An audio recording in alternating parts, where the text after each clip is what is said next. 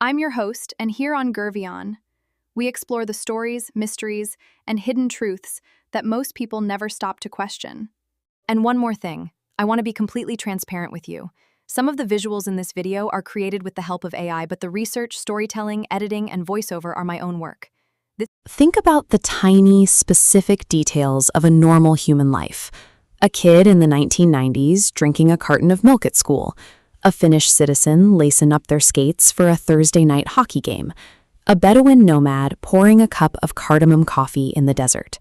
We experience these things as culture. We assume they are the organic, bottom-up results of tradition, personal choice, or local geography. But a lot of times, that assumption is entirely wrong. These incredibly intimate, mundane behaviors are often the carefully engineered end results of massive government projects. When a state faces an existential threat to its survival, like a collapsing economy or a shift in global power, it rarely relies on simply passing a new law. To survive, a state rewrites the physical and psychological reality of its people. To truly understand global geopolitics, stop looking at what politicians say on television. You have to start looking at how empires engineer the everyday human character to serve their grand designs. If you grew up in America in the 1990s, you drank a massive amount of milk. Your parents put a glass in front of you at dinner, and your school cafeteria handed you a carton every single day, telling you it was a biological necessity for strong bones. But the human body didn't suddenly require cow's milk to survive. The United States government required you to drink it. In the decades following the World Wars, American dairy farmers were severely overproducing.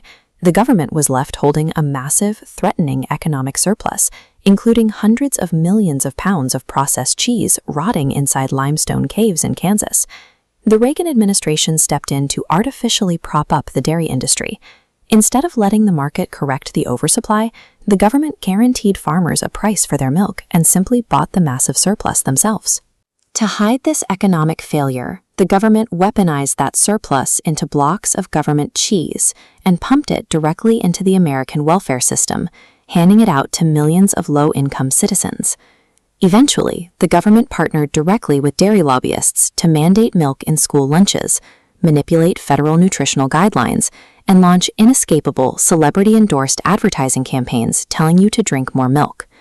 The state took an economic crisis and solved it by physically transforming the biological human digestive system into a shock absorber for its agricultural economy. Now let's move from the human body to human geography. Imagine waking up in your country, walking down the street, and discovering you are physically blocked from reaching your own capital city. At the turn of the 20th century, the United States desperately wanted a two-ocean navy to secure its global hegemony. To get it, they exerted brutal, world-altering physical force, blowing open the earth in Central America to build the Panama Canal. They carved a 10-mile wide strip of American territory through Panama, physically fracturing the country. Look closely. The U.S. made bizarre geographic exceptions to keep historical hubs out of American control, resulting in isolated Panamanian islands surrounded by the United States military. Inside that border, the U.S. fabricated an entirely new society. They built a manicured company town, complete with American bungalows, bowling alleys, and pristine lawns dropped right into the tropical jungle. When Panamanian locals finally challenged this artificial border and demanded their land back, the U.S. defended its geopolitical asset with deadly force, killing 21 Panamanian citizens.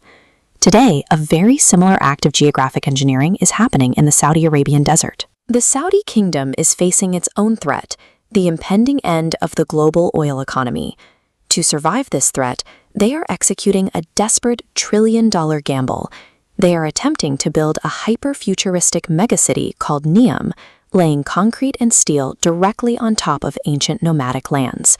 You have a top-down, hyper-industrial army of dump trucks and excavators colliding with the bottom-up, ancient survival methods of the Bedouin twins, who have lived out here for centuries. To guarantee future dominance, states will pave over nomadic paths and redraw the map to secure their strategic survival. Finally, we reach psychological engineering. Finland is consistently ranked as the happiest country on Earth.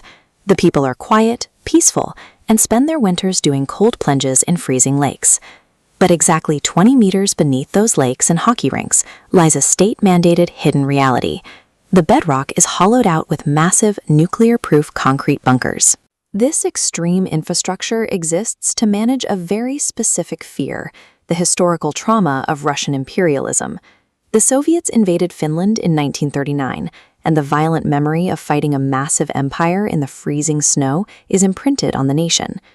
The state channeled that fear into absolute preparedness. They mandate strict conscription laws, civilian bunker maintenance, and designated wartime roles for everyone.